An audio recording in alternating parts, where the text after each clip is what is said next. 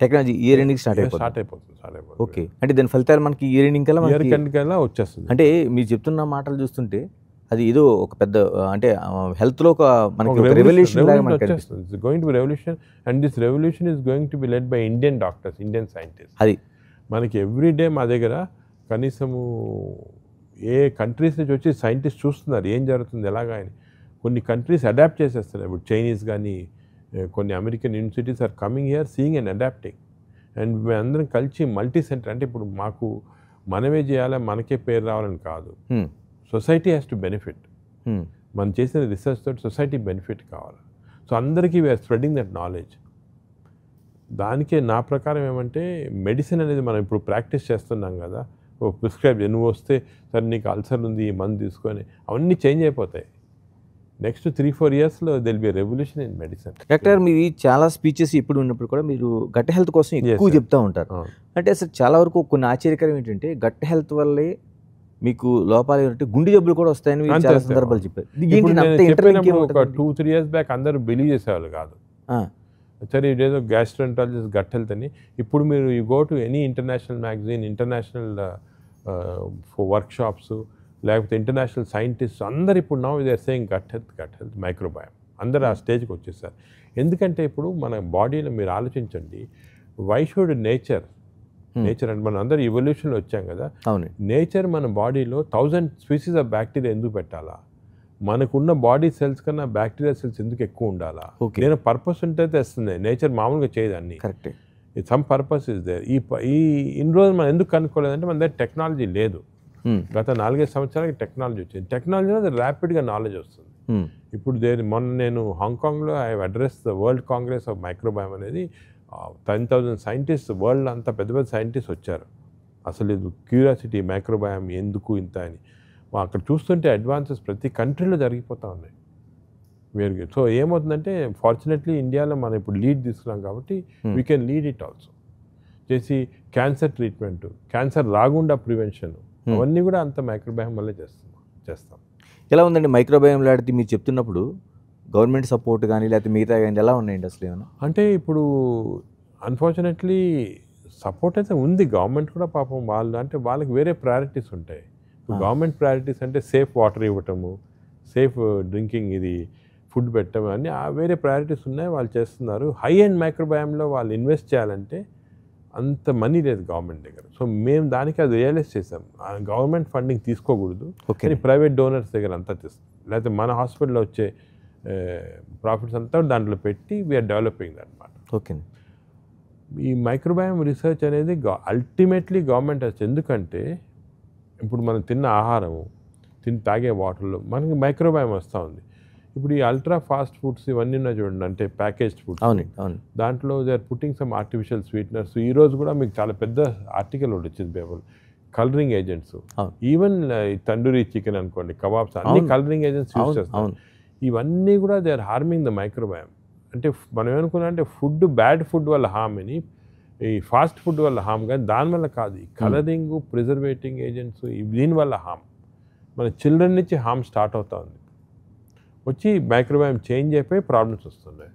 So ఇప్పుడు ultimately government has to take action at that level.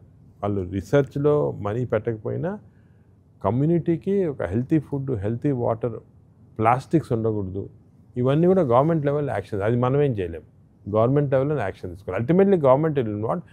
నాకేమనిపిస్తుంది అంటే ఈ research అంతా ఇప్పుడే బయట వస్తూ ఉంది, పేపర్స్ పబ్లిష్ అవుతున్నాయి. ఒక 2-3 years తర్వాత గవర్నమెంట్ విల్ గెట్ ఇన్వాల్వ్, కంపల్సరీగా అవుతారు. లేక అంటే ఇప్పుడు వెస్టర్న్ కంట్రీస్లో ఆల్రెడీ స్టార్ట్ అయింది, మన ఇండియాలో వస్తుంది. ఈ మైక్రోబయామ్ అనేది ఒక మినిస్ట్రీ కింద రావాలి. ఇప్పుడు టెక్నాలజీ మినిస్టర్ ఉన్నారు అనుకోండి, he should be given this assignment అనమాట. You are also minister of technology, minister of microbiome. మనం ఇప్పుడు గ్రంథాల్లోన సంజీవిని అనుకుంటాం, మీరు చెప్తున్న దాని ప్రకారం మైక్రోబయామ్ అనేది ఒక సంజీవి. దానికి ఒక సెపరేట్ మినిస్ట్రీ పెట్టుకొని ఇప్పుడు ఆల్రెడీ కొన్ని ముందు చూపు ఉన్న countries, United Arab country, Hong Kong, ఇవన్నీ స్టార్ట్ చేశారు already. They have started this ministry which comes under the ministry of. ఇప్పుడు ఆర్టిఫిషియల్ ఇంటెలిజెన్స్ ఉందనుకోండి, దానికి ఎంత ఎంఫసైజ్ చేస్తున్నాం కదా. గవర్నమెంట్ మొన్నే 10,000 crores రిలీజ్ చేసింది ఆర్టిఫిషియల్. ఈ ఆర్టిఫిషియల్ ఇంటెలిజెన్స్ లాగా మైక్రోబయామ్ కూడా సెపరేట్గా వచ్చేసి, మైక్రోబయామ్ ఆర్టిఫిషియల్ ఇంటెలిజెన్స్ కూడా ఇంటరాక్షన్స్ ఉన్నాయి ఇప్పుడు. మేము అసలు నేను in fact I gave a keynote lecture on artificial intelligence and microbiome world కాంగ్రెస్లో మొన్న హాంకాంగ్లో, how they can interact. So ఇవన్నీ కూడా ఒక ఇంటరాక్షన్ లాగా వచ్చి technology ministry will be in charge of that. ఎందుకంటే మన ట్రెడిషనల్గా కనుక్కునే జబ్బులు, ట్రీట్మెంట్ దానికి అవన్నీ కూడా చేంజ్ అయిపోతాయి. ఇప్పుడు రివర్స్ చూస్తున్నాం. ఈ మనకి గత 50 సంవత్సరాల క్రితంకి ఇప్పుడు చూసుకుంటే మన హెల్త్ యాక్చువల్లీ ఇంప్రూవ్ అయ్యేది తగ్గిపోతూ ఉంది. ఎందుకు అంటే ఈ ఫాస్ట్ ఫుడ్స్ ఇవన్నీ రావటము, కలరింగ్ ఏజెంట్స్, కానీ ప్లాస్టిక్స్, ఇప్పుడు మైక్రో ప్లాస్టిక్స్, మైక్రోబయామ్ అన్నీ ఇంటరాక్ట్ అయ్యి చాలా ప్రాబ్లమ్స్ వస్తున్నాయి. సో ఇవన్నీ కూడా మనకి హెల్త్ చిల్డ్రన్లో ఎస్పెషలీ అప్పుడు చిన్నప్పుడు చిన్న చిల్డ్రన్, ఇప్పుడు చిన్న చిల్డ్రన్ చూసుకుంటే మనకి డిఫరెన్స్ వస్తుంది. ఇవన్నీ చేంజ్ అయిపోతాయి. సో మనము we have to go head, ముందు చూపుతోటి ఇవన్నీ చేసుకోవాలా.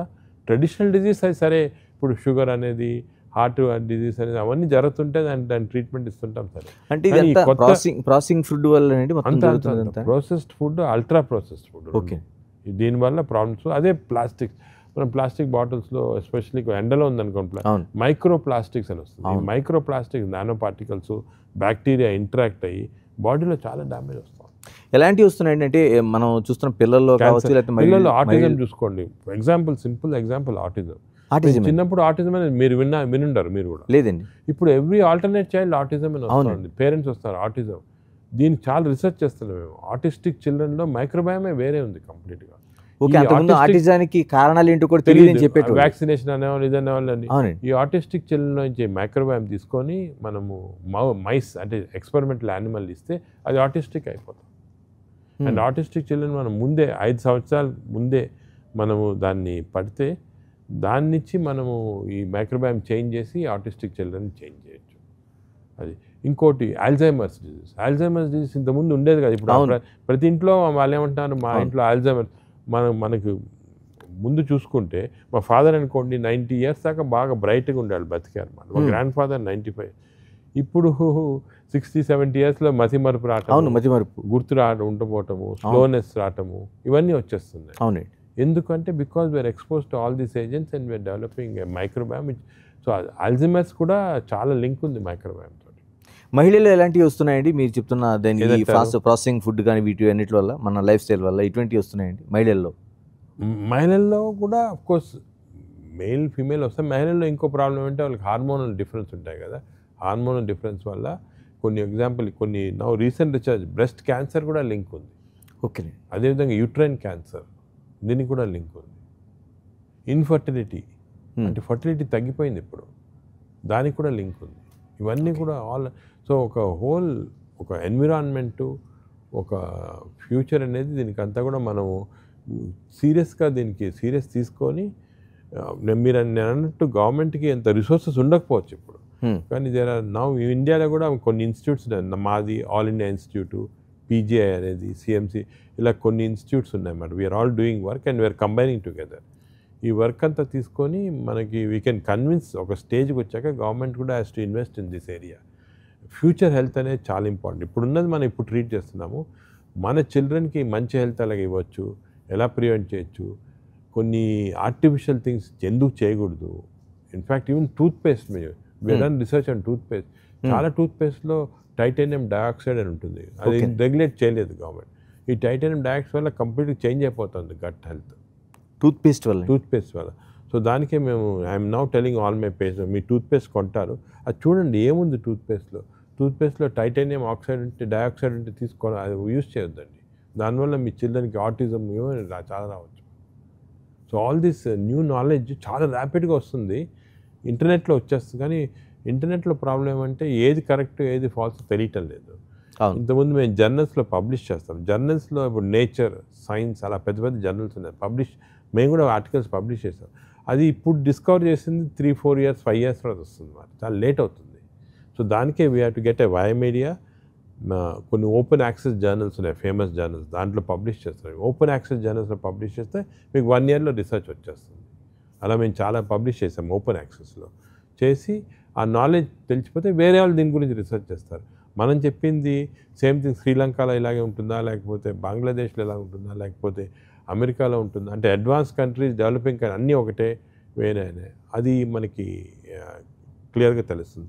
మేము మొన్న రీసెంట్గా ల్యాన్సెట్ అంటే one of the most famous journals మా దాంట్లో ఒక ఆర్టికల్ పబ్లిష్ చేస్తాం. మన విలేజెస్లో ఊర్లలో ఇప్పుడు కొత్త డిజీజ్ వస్తుంది, ఐబిడి అని, అంటే క్రోన్స్ డిజీజ్, అల్సరేటివ్. ఇంతకుముందు ఊర్లలో ఉండేది కాదు. మేము లాస్ట్ 25 yearsకి we are doing a free programme for villages. అక్కడ ఇవన్నీ కనిపించేవి కాదు. ఇప్పుడు గత 5-6 సంవత్సరాలు కనపడుతున్నాయి. అవన్నీ ఎందుకు, వాళ్ళ విలేజెస్లో ఏమేమి చేంజ్ అయింది, drinking habits, eating habits, toilet habits, water supply, contamination, food అవన్నీ స్టడీ చేసి ఒక పబ్లిష్ చేసాం అన్నమాట. వీఆర్ ఆల్ ఊర్లలో ఇవి వస్తున్నాయి. ఇవి మనం ఇంకా నెక్స్ట్ స్టెప్ ఇవి బ్లాక్